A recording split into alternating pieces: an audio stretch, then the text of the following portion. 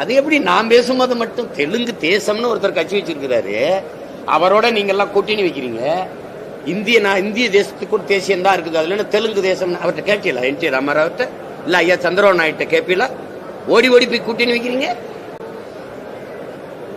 நாங்க தமிழியர்கள், தமிழ் தேச பிள்ளைகள், இது நாடு தமிழ்நாடு, இது என் தேசம், பாரத நாடே பைந்தமிழர் நாடு என்று அண்ணல் அம்பேத்கர் சொல்றாரு.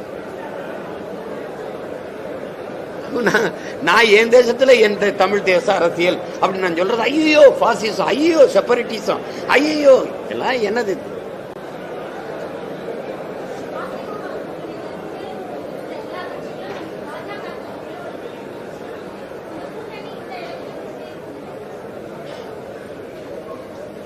போன தடவை இதெல்லாம் சேர்ந்து நின்று என்ன பண்ணுச்சு?